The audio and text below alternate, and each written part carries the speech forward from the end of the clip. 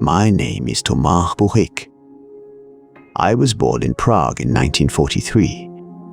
For most of my adult life, I worked as an editor at a literary journal called Literární noviny. In Czechoslovakia in the 1960s, that work was not neutral. Every sentence you published had been measured against what the party would permit. For years, I measured mine carefully. Then, in January 1968, something changed. A new first secretary came to power, Alexander Dubček, and with him came a loosening. Censorship began to lift. For the first time in my professional life, I wrote sentences that were true. We published a man who had spent 11 years in the uranium mines as a political prisoner. I sat across from him in a borrowed flat, a tape recorder between us, and my hands shook as I typed his words. He shook as he spoke them. That spring and summer, what people would come to call the Prague Spring, felt like a country waking up. In June, I signed a public petition calling for deeper reform. Walking home that evening, I felt I had finally become the person I had always intended to be. It lasted 8 months. On the night of the 20th of August, 1968, I was woken by a sound I did not recognize, a low vibration in the walls and floor. In the first seconds, I thought it was an earthquake. Then my phone rang. It was my editor. 2 words. They're here. The Soviet tanks had crossed the border. The Prague Spring was over.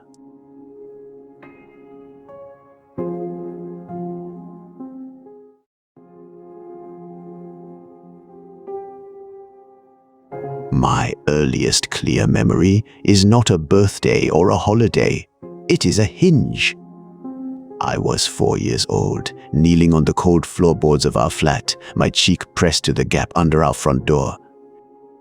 My father was oiling the hinges. He worked in total silence. A small tin of machine oil opened beside him, his broad hands moving with a slow, deliberate care I had never seen before. Through the gap, I could see the courtyard below. 2 men in long coats were leading our neighbor, Pani Vesela, across the cobblestones. She was not struggling. She was carrying a small suitcase. The only sound was the soft, rhythmic squeak of the hinge as my father worked it back and forth, until the sound disappeared entirely. I am Tomáš Bohek. I was born on the 4th of March, 1943, in Prague. Žižkov district, Sievertova Street. The second son of a tram driver and a seamstress. Our life, before that memory, was a small, contained world of honest textures. The smell in our stairwell was coal smoke and laundry boiling in the shared basement. My mother cut fabric under a single bare bulb in our main room, her scissors making a sound like a steady, hungry insect. My father's hands, when he came home, were always broad and scarred, the knuckles permanently etched with a fine black line that no soap could reach. Those hands were a complete philosophy to me. They represented work you could see, a world you could understand by its calluses and its rhythms. I loved that world. And by the time I was 10, I was desperate to escape it through books. The politics arrived in February of 1948. I was not quite 5. I remember the morning after the communist coup coming into the kitchen.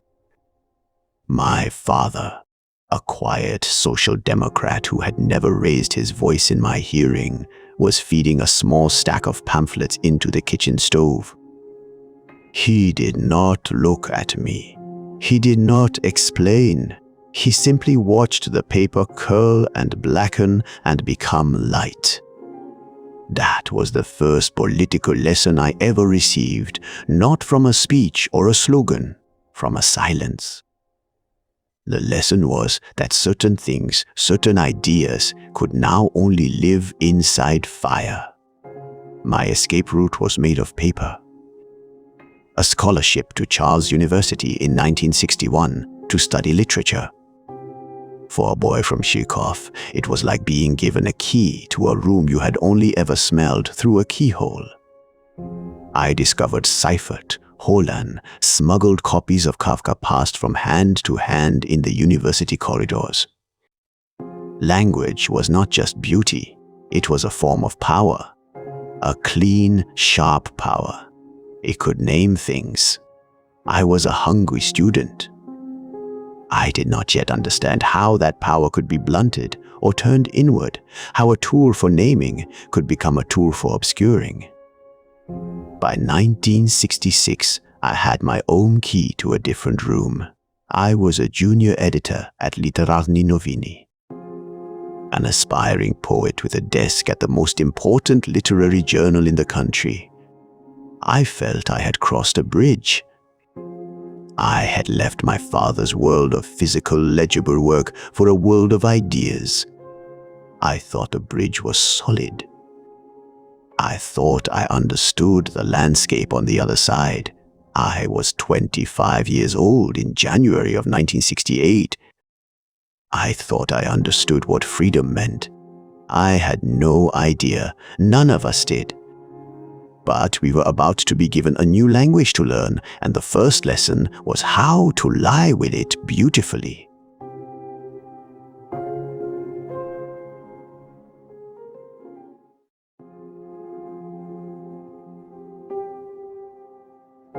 I learned the grammar of silence before I learned the grammar of our language. It was a practical education. My desk was at the back of the editorial room at Literarni Noviny, and my teacher was a man named Koval. He was the senior editor. My ritual was to carry my handwritten drafts up to his office on the 3rd floor. I would stand there, on the worn linoleum, while he read. He smoked constantly. I learned to watch the cigarette more than his face. When it burned down close to his fingers and he didn't notice, that's when he was concentrating. That's when he would find the line. He never said a piece was bad. He said it reached too far. At first, I didn't understand the measurement. Then I saw the pattern. A sentence about the complex legacy of a poet became simply the legacy. A description of a play's morally ambiguous conclusion became its thought-provoking conclusion. Truth was a matter of distance. You could only reach so far. So I began to write 2 versions, one for Koval's red pencil and one for my drawer at home. The one for the drawer was clumsy, full of the adjectives I really felt. The one for the page was clean, obedient. It used the approved vocabulary. Vibrant for the working class, unshakable for the party's wisdom. A mandatory paragraph of socialist optimism, which I learned to place in the 3rd to last paragraph, like a required pill to swallow. The division was so practical. It happened without a decision. One day, I just had 2 minds. The samizdat arrived in a manila envelope inside a hollowed-out book. The book was a history of the Soviet tractor industry. It was the perfect disguise, dense, unreadable, party, approved. Inside were carbon copies of Milan Kundera's essays. The paper was thin, the typewritten letters faint and blurry at the edges. I read it in the men's lavatory. I would take 3 or 4 pages, excuse myself, and stand in the stall. The light was a cold, fluorescent tube. I could hear the pipes knocking. I read in 15-minute increments over 3 days. It wasn't the ideas that shocked me. It was the clarity. It was like listening to someone describe with perfect anatomical precision a pain in your own chest you had only ever called a vague discomfort. He named the mechanism, the way a culture learns to lie to itself. I finished the last page and stood there holding the translucent paper, and I felt not excited, but deeply, quietly seen. And that was a dangerous feeling. We had a sub-editor named Radek, quiet, efficient, always helpful. If you were running late with a proof, he would offer to carry it to the printer. He made the best coffee in the office. He kept a small electric kettle and real beans, a luxury. He remembered how you took it. 2 sugars for me. I thought it was kindness. I appreciated it. In 1992, when the archives opened, I got my file, and I got Radek's file too. His operational name was the Librarian. His reports began in 1964. He noted who met for coffee, who spoke in lowered voices in the corridor, which manuscripts were discussed after official hours. He reported the laughter at a particular political joke I told in the canteen in October 1966. He noted the suspicious frequency with which I visited the lavatory during the 3 days I read the Kundera essays. He was thorough. He was always thorough. I think about that now. The coffee. The way he would smile when he handed you the cup. The warmth of it in your hands. It was a very specific kind of lie, one that asks for your gratitude. That was the language we were given. Not just the words in the newspaper, but the whole grammar of behavior. The red pencil, the hollow book, the perfect cup of coffee. You learned to speak it fluently, without an accent. And the most frightening thing, by the end of 1967, was how normal it had begun to feel. The private mind, the public mind, the truth for the drawer, the truth for the page. I was good at my job. I was becoming a professional. And then, that winter, the air in the office changed. It was a physical thing, a draft from a door you thought was sealed. Kovau called us in one morning, his face unreadable. He had an announcement to read. And for the first time, I saw his hands were perfectly, utterly still. The cigarette between his fingers had gone out.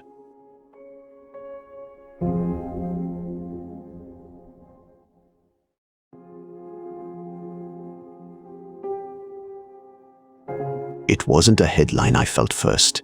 It was a change in the air.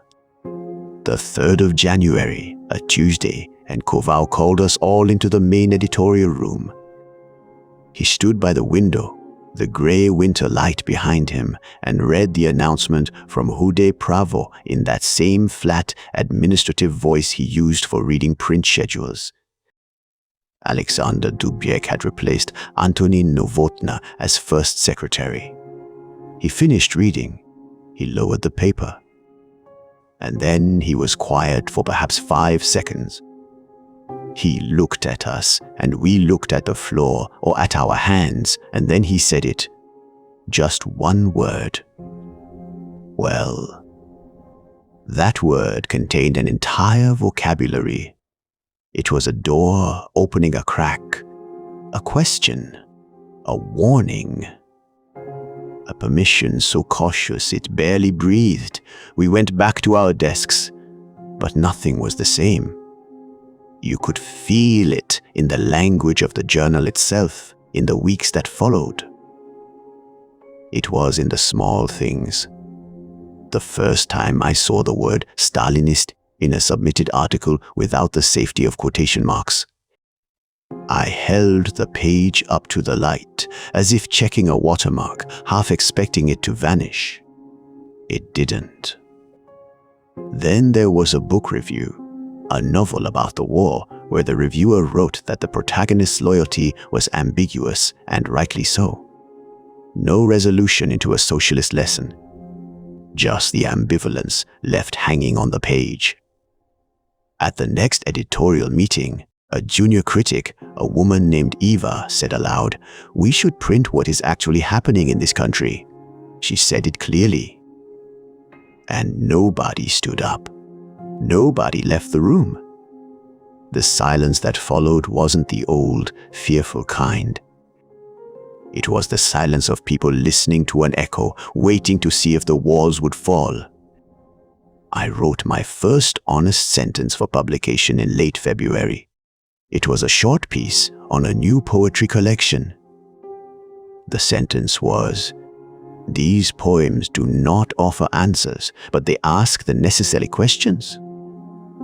It took me 20 minutes to write those 11 words. My hand ached afterwards. It was a physical strangeness, like using a muscle that had atrophied. Kovan read it. He drew his red pencil from his pocket, and I braced myself. He paused. Then he put the pencil down. He gave a single, almost imperceptible nod. That was all. The cafes of the old town became our parliament.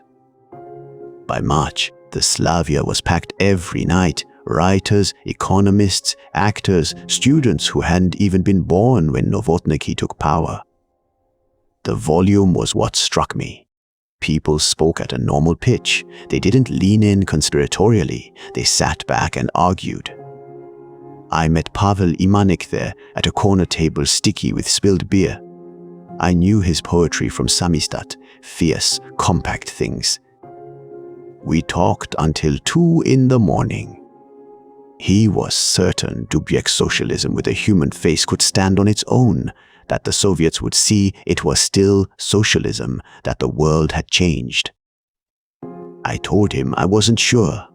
I said permission granted could be permission revoked. We argued passionately, and the miracle wasn't in our conclusions, it was in the argument itself. That we could have it. That we did.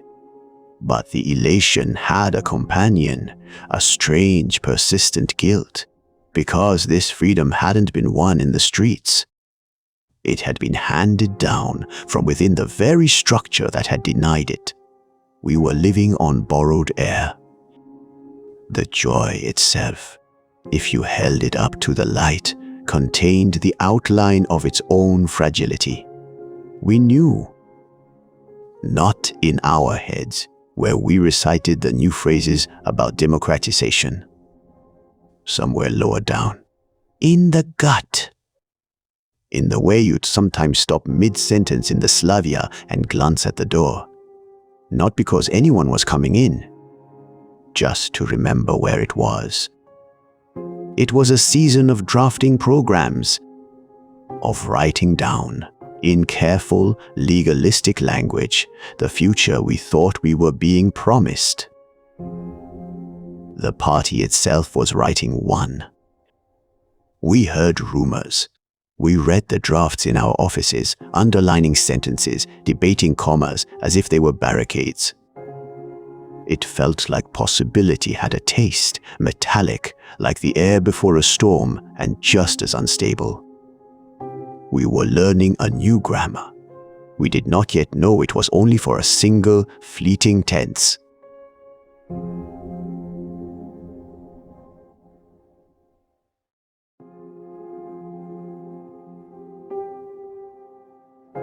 We read the action program like it was poetry. Not the official way, in a meeting with a party instructor, but around the editorial table with our own copies, each of us underlining different passages. I remember the sound of pencils scratching. Someone would read a line aloud, freedom of artistic expression, and we'd argue for 20 minutes about whether the phrase leading role of the parties on the previous page made it meaningless. I was 25. I believed in the text. I underlined the word rehabilitation so hard I tore the paper. It wasn't abstract. That word meant we could finally print the interview. The man was a survivor of Jakimov, the uranium mines. He had served 11 years. His name had been a kind of poison, unmentionable. My job was to edit the transcript. We met in a borrowed flat in Vinohrady. He was gaunt. His hands never stopped shaking, not when he held his cup, not when he lit a cigarette.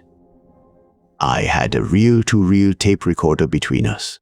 I remember the specific, awful intimacy of it. He was entrusting me with the shape of his suffering, and I was the first person permitted to turn it into sentences for public consumption. My own hands shook when I typed it up later that night. That was the spring. We were making a record. We were pulling names and stories out of the silence and putting them into ink. It felt like building something. Then came the 2,000 words. The petition. It called for faster reform, deeper change. In the office, Gauvin was against us signing it. This is important. It wasn't cowardice. He had lived through 1956. He had watched the newsreels from Budapest.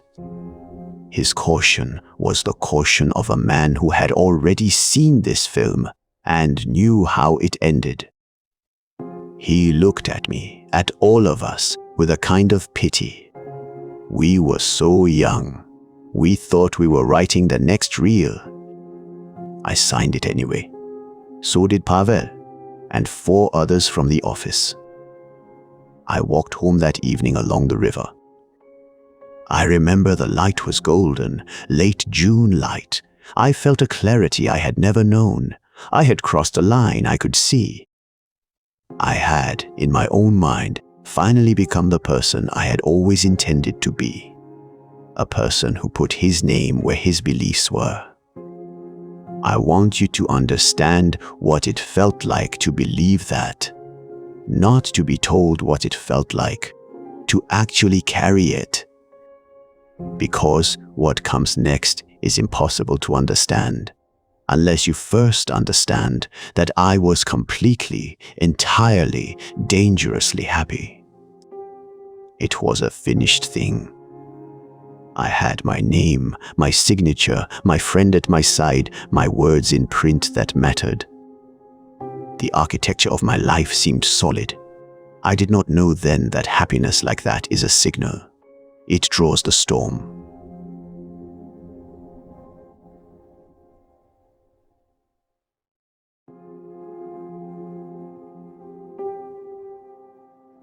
The cafes grew quieter that July, not silent. You could still hear the clatter of spoons in saucers, the murmur of conversation. But it was a different sound. It had dropped a register, as if the city itself was speaking in a voice just below its natural pitch. We read the reports from Chiana Nad Dissous in fragments between the lines of Uday Pavo. Dubček and Brezhnev meeting for days. The official photos showed them at a long table, unsmiling. The articles spoke of fraternal discussions. But the military exercises on our borders, the ones that were supposed to end, did not end. You felt it in your shoulders, a constant, low-grade tension, like waiting for a storm that refuses to break. I had a small transistor radio, a Japanese thing with a telescoping antenna. I kept it on the kitchen table in my flat on Manesova Street. After dark, I would extend the antenna toward the window, turn the dial through the static until I found the voice from Munich. Radio Free Europe. The signal would They gave troop numbers, analyzed tank movements, used words like imminent and inevitable. The shame was specific. It sat in my throat. That I needed a station funded by the Americans, broadcast from another country, to tell me the truth about my own. One evening, there was a soft knock. It was Pani Horakova from across the landing, an elderly woman who always wore the same gray cardigan. She stood in my doorway, twisting her hands. "I hear it sometimes through the wall," she said. "The radio. May I listen?" I brought a second chair to the kitchen table. We sat there for an hour, maybe more, not speaking, just leaning toward that little speaker as the voice detailed the siege of our own country. The only sound was the hiss of the signal and, once, her quiet intake of breath. In the last week of July, I walked with Pavel along the embankment. The city was beautiful that night, the lights of the old town broken into shivering columns on the Vltava. He was certain. They won't do it, Tomania. The world is watching. It's not 1956. I wanted to believe him. But all I could think of was my father in 1948 burning those pamphlets in our kitchen stove. The quiet thwomp of the ignition. The way some stories have a shape you learn to recognize. "I don't know," I said. "I think they might." We argued, not angrily, but with a kind of desperate fatigue. Then we walked in silence for a long time, the river moving beside us, indifferent. We stopped at the Palaki Bridge. He lit a cigarette, the match flaring in his cupped hands. He looked at me, the light gone from his eyes. "If they come," he said, "we print everything we have, every draft, every suppressed piece.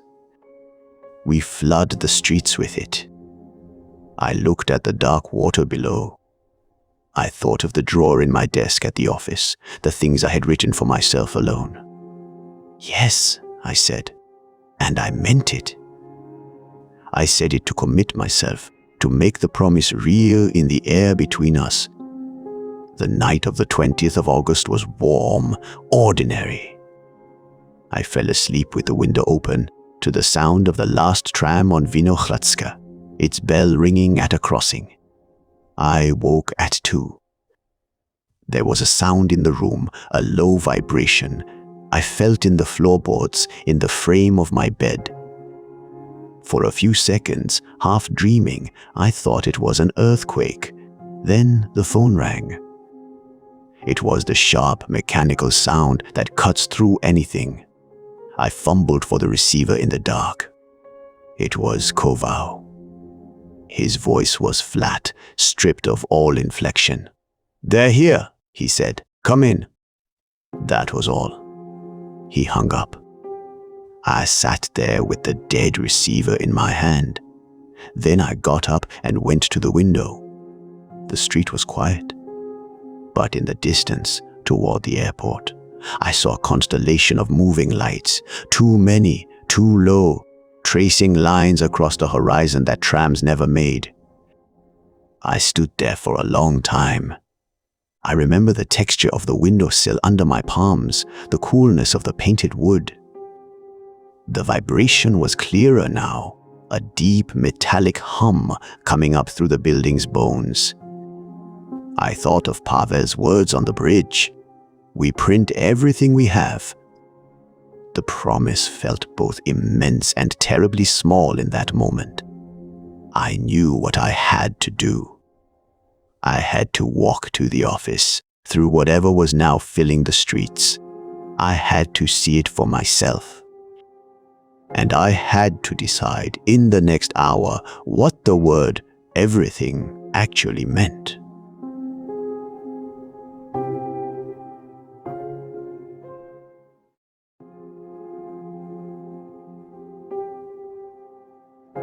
I remember the sound of the engine, a low, grinding idol that didn't belong on Vaklaske Namisti at 4 in the morning. I was walking to the office because I hadn't slept. The rumors had solidified into a single, impossible fact in the night, and I needed to be moving. The streets were not empty. People stood in small clusters on corners, their coats thrown over nightclothes. Some were crying. A man was shouting at a tank, his face purple, the words lost under the diesel rumble. The soldiers sat inside with their hatches closed, just dark shapes behind vision blocks. They were already here. I kept walking. I passed the one in front of the museum. I stopped and looked at it, 10 meters away. The green paint was dull under the streetlights. I counted the road wheels. I looked at the machine gun mounted on the turret. I tried to make the fact of it enter my mind. This machine, on these stones, in this city where I had bought cigarettes the day before. It was an object that denied its own possibility. I stood there for 2 minutes, maybe 3.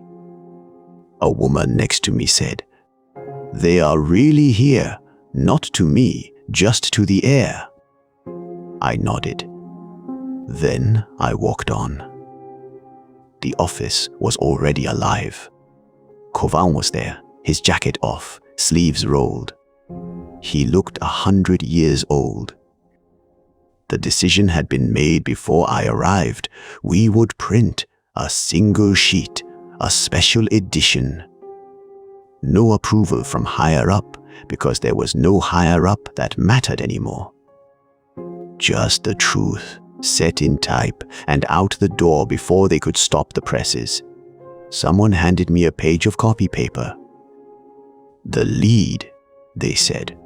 I went to a typewriter. I didn't sit. I wrote it in 11 minutes. I remember because I kept looking at the clock. The words came in a single, cold stream. In the early hours of 21 August 1968, the armed forces of the Warsaw Pact have crossed the borders of the Czechoslovak Socialist Republic. This action was undertaken without the knowledge or consent of the constitutional authorities of this state. It is a violation of international law and of the sovereignty of our nation. The people of Czechoslovakia did not invite this intervention. I pulled the paper from the roller. My hands were steady. That surprised me.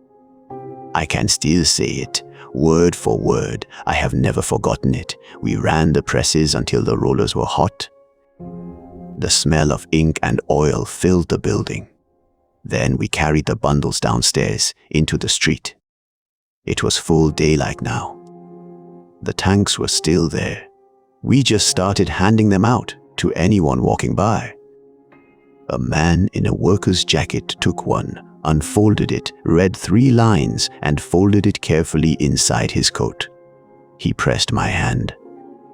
He didn't say a word. An old woman took a copy. She brought it to her lips and kissed the headline. I turned away. At the corner of Pautspanska, a tank was parked.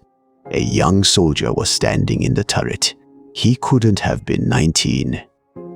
He had one of those round, open faces from the east. He was watching us, watching me hand the papers to people. He just watched. His expression was empty, not hostile, not approving, just observation. I have wondered for 30 years what he saw in that moment. Did he see defiance? Or just a man handing out papers? I don't know. He never moved. He just watched until his commander called him down and the hatch closed. By evening, they were taking the radio. Pavel and I walked there. We stood across the street and watched the building surrounded. We heard the last broadcast cut off mid-sentence. Then There was just the static of a loudspeaker someone had left on. Men came out with their hands raised. They were pushed into a truck. The light was fading. Pavel didn't speak. I put my hand on his shoulder. He didn't shrug it off. We stood there until the streetlights came on and the truck drove away. That was the last evening. I was still the person I had been in the morning. The one who believed that words, once printed, had a weight that could not be lifted. I went home. The silence in the city had a new quality. It wasn't the quiet of night. It was the silence of a room after the door has been locked from the outside. You wait. You listen for the sound of the key turning. But you already know the next sound you hear will not be a key.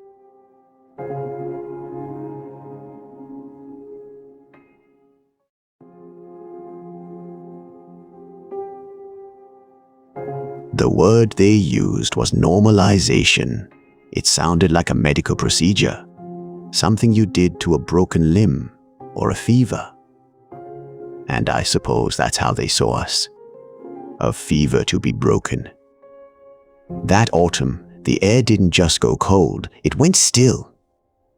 In the office, the silence had a new quality. It wasn't the quiet of concentration. It was the quiet of people performing calculations behind their eyes. We had all been so loud, so certain of our voices just months before. Now, you'd walk past a colleague's desk and they would not look up from their papers. Or they would look up and their eyes would meet yours for exactly half a second, a quick, precise measurement of risk before flicking away. Lunch was eaten alone at your desk from a paper bag. The journal was suspended in October, a death but without a body. We came to work anyway for a while to tidy up non-existent loose ends. Then, in January, it was reborn. The new editor-in-chief was a man I'd never seen. Kova was gone. Just gone. No farewell, no explanation. 3 others were dismissed outright. Their desks were empty by 10 o'clock on a Monday morning, cleared as if they had never existed. I was called into the new editor's office. A small, tidy man with glasses, he said the journal needed reliable voices. Voices that understood the new realities. He said I could stay. He did not say the condition. He didn't have to. It hung in the air between us, more solid than the cigarette smoke. I said I understood. I heard myself say it. The first tangible piece of it was a form. It appeared on my desk one Tuesday afternoon. A single sheet, dense with bureaucratic check. The heading was something about affirmation of fraternal assistance. At the bottom, a line for a signature. It was placed there by a man in a brown suit, a cheap, shiny brown who I had never seen in the building before. He didn't look at me. He didn't speak.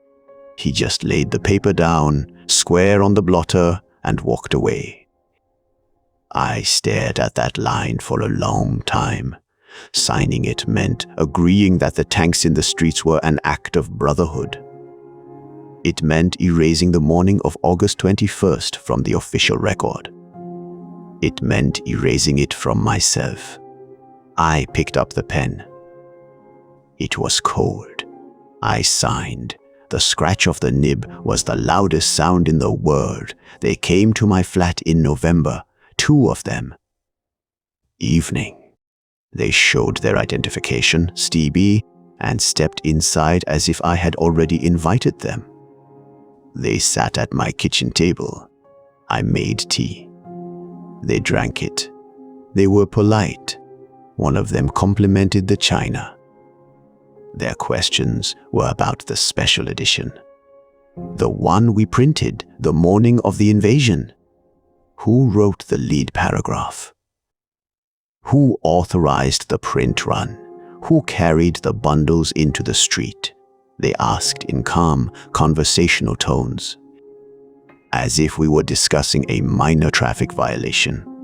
I gave them answers that were already public knowledge. Yes, I wrote the lead. Kovaut authorized the run. We all carried bundles. They nodded, sipped their tea, and wrote in small notebooks. They came back 3 more times, always in the evening. Always polite. The questions became more specific. Then, in January, the invitation changed. It was not to my flat. It was to Bartolomewska Street, room 407. A room with no windows and a metal desk bolted to the floor. The officer's name was Major Dubček. He had a folder open. He said the ministry was compiling a record. A historical record, he called it, of the journal's activities during the period of incorrect orientations. They needed help identifying authors, pseudonyms, unsigned commentaries. He said my cooperation would be noted favorably. Noted favorably. Those were the exact words. I remember them the way you remember the words of a sentence that changes your life. They were not a threat. They were a transaction. A quiet, administrative transaction. He slid a list across the metal desk. A list of articles. Next to some, question marks. Next to others, blank spaces. I looked at that list. I knew every article. I knew who had written them. The names were right there, in my mind. Hordlichka on economic reform. Vikla on the political prisoners. Pavel, especially Pavel. His editorial from late August, the one that called the invasion a crime. It was on the list. A question mark next to it. Major Tiban waited. He did not hurry me. The room was very quiet. I could hear the hum of the light fixture. I looked from the list to his face, which was calm, expectant, and back to the list. The blank spaces were not empty. They were waiting. And I understood in that moment that normalization was not something that happened to you. It was something you agreed to do, one name at a time.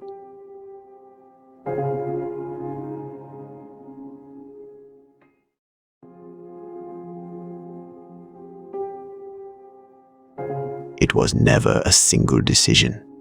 That's the first lie you tell yourself, that it was a moment, a choice. It was a series of conversations, each one a little further into the room. They would ask for something small. A confirmation. Yes, that article was written in our office. Yes, I was at that meeting. Yes, that pseudonym belonged to him. Each answer felt like a stone dropped into a pocket. You could carry it. You told yourself you were just confirming what they already knew. You told yourself you were protecting others by giving them nothing new. You were walking into cold water, an inch at a time. You adjust to the temperature. By the time it's at your chest, you've forgotten you ever had dry feet. The room was on Bartolomewska Street, 3rd floor. It was a Tuesday afternoon in February of '69. The man across the desk was younger than I expected. He slid a piece of paper toward me. He said, "For the sake of clarity." It was raining. I could hear it against the window. I remember the sound of the pen's nib on the paper. It was a cheap pen. It scratched. I wrote 3 names. Jaroslav Hordlička, the economist. Vera Sukova, the critic. Pavel Jimanek, my friend. I wrote them in the order they occurred to me, which was not the order of their importance, but the order in which I had last seen them. Hrdlicka at a meeting. Sukova in the corridor. Pavel at my flat 2 nights before, drinking my brandy and talking about a poem he couldn't finish. Jaroslav Hrdlicka was dismissed the following week. He spent 20 years as a boiler room attendant at the Motol hospital. I heard he read economics textbooks down there by the furnace light. Vera Sukova was banned from publishing. She left for Vienna in 71. She worked as a translator. I saw her name once in the credits of a German documentary. A small, neutral line of text. Pavel was detained for 6 weeks. When they released him, they never charged him with anything. They didn't need to. His phone was tapped. His mail was opened.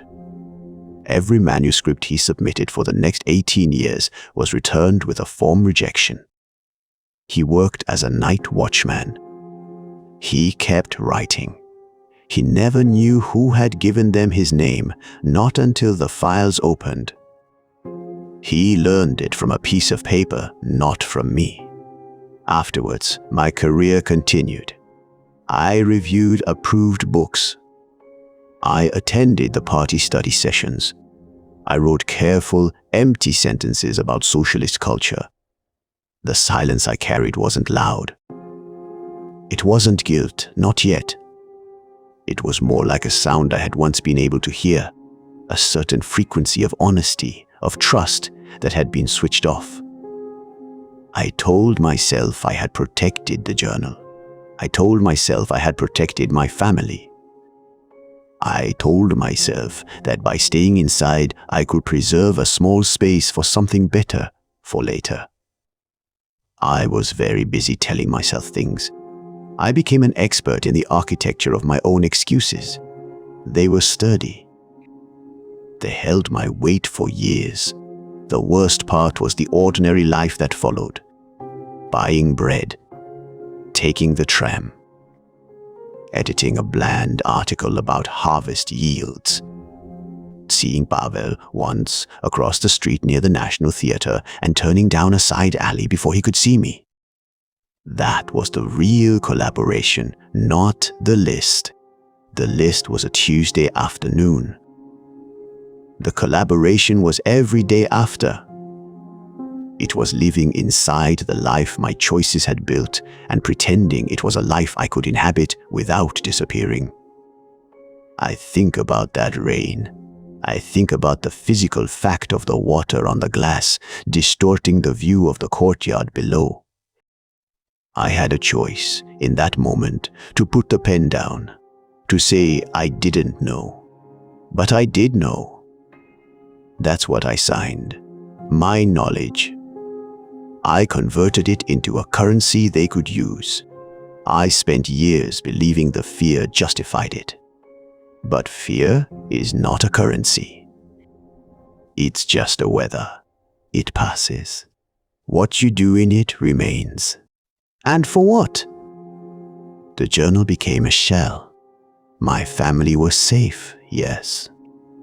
They grew up in a quiet flat with a father who came home every night and who never raised his voice. A father who was careful.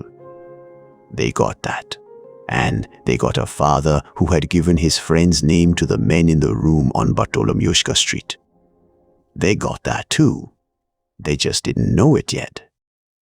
That knowledge was waiting for them, in a file, in an archive that would one day open. I had signed that too.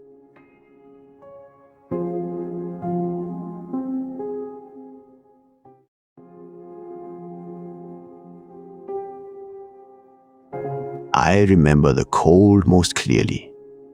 It was a sharp, dry cold that November, the kind that settles in your bones and stays there. I was in Wenceslas Square, pressed in on all sides, and the air was full of breath clouds and candle smoke.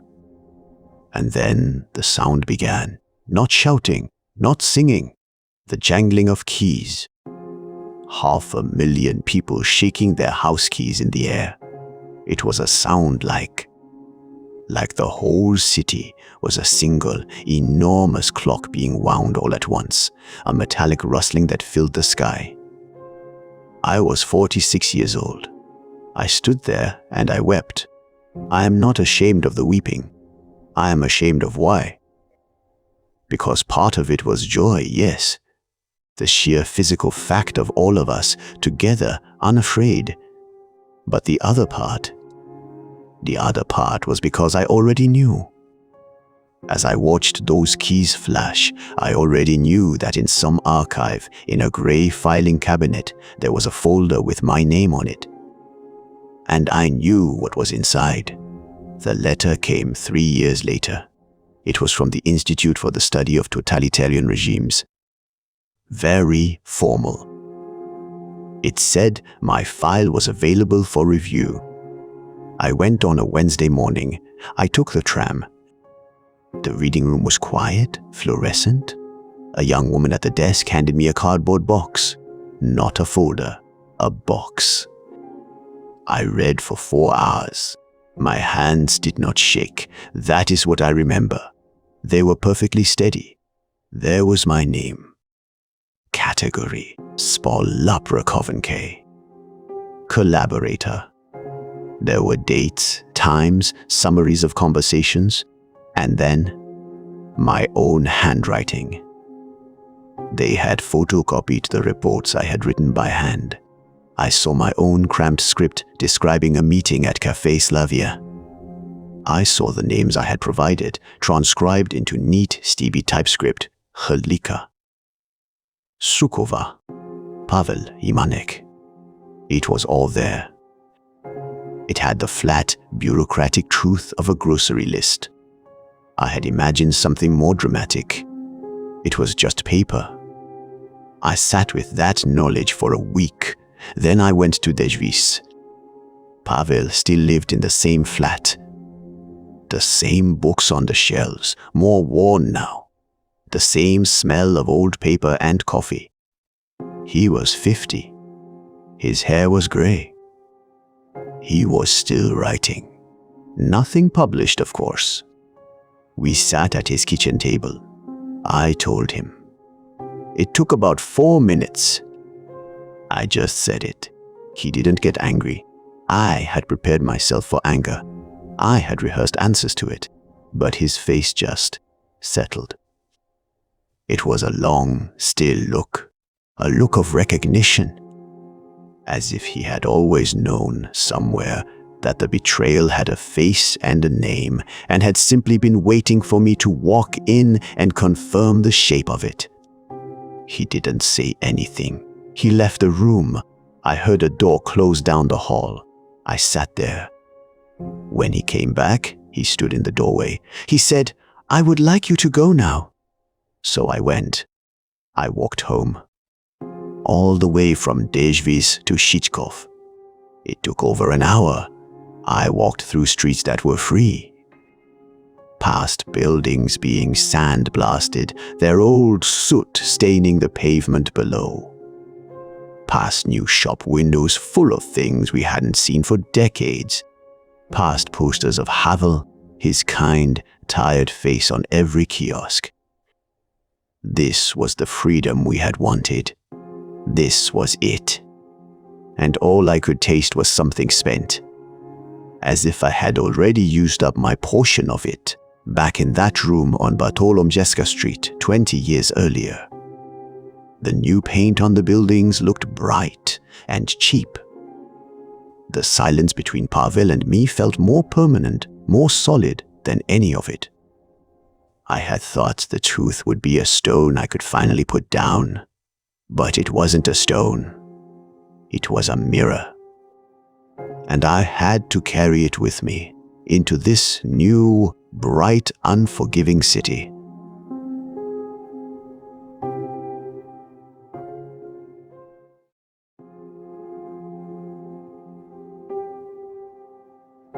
I wrote the letter in the winter of 1994.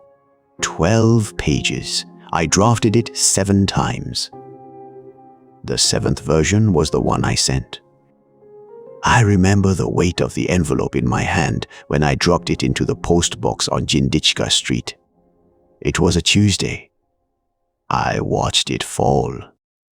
It came back to me 3 weeks later, unopened. I keep it. I have it still. I do not know why I keep it. Perhaps because it is the only honest transaction between us that remains. I sent a truth. He refused to receive it. Both actions are clear. I have seen him twice since then. Once at a publisher's reception in 1996. Once at a library lecture in 2001. Both times across a crowded room. The geometry was identical. Our eyes would meet. A fraction of a second of pure recognition. No anger, no sorrow, just the simple, factual knowledge of the other's presence. And in the next identical fraction of a second, we would each look away. A mutual, unspoken agreement. I do not blame him for this. I say that not to be generous, but because it is a fact. The blame is not his to carry. People ask me often if I would have done it differently had I known what would happen to them, to Hordlika, to Sukova, to Pavel. It is a question that assumes a clarity that did not exist in that room on Bartolomishka Street. The fear was a solid thing. It had a temperature.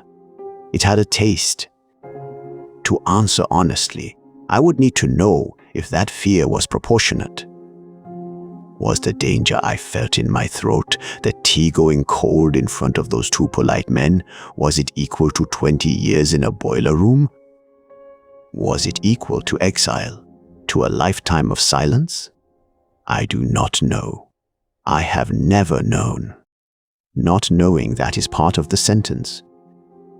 I was afraid. I do not know if I was afraid enough to justify what I did. I have been thinking about the difference between those two things for 30 years. So, what do you do with the years? I wrote a book, published in 1995, a memoir. In it, I named myself. I listed the dates, the room number, the specific pieces of information I provided. I wrote down the names. It was reviewed. Briefly. They called it a necessary contribution to the historical record. Then it was ignored. This was not a surprise. Public confession is a performance. It is done for an audience. Restitution is a private transaction, and it requires a recipient. The book did not reach Pavel. It did not give Hordlika his 20 years back. It did not return Vera Sukova's name to the pages where it belonged. It simply sat on a shelf. I continued to write poems. I am not sure if this is courage or merely habit. Perhaps they are the same thing. I have told you this because it is true. I am old enough now that the cost of telling it is less than the cost of carrying it alone. I do not want your forgiveness. I am not sure I deserve it. What I want, what I have always wanted, even in the worst of it, when I was lying most convincingly, is for the record to be accurate. That is what I was trained to care about as an editor. The precise word. The correct fact. That is what they used against me. They made me believe that providing a fact, a name, a date was a neutral act. They made a scribe out of a betrayer. And that, in the end, is the only thing I have left to offer. Not my remorse, not my reasons. An accurate record, here it is.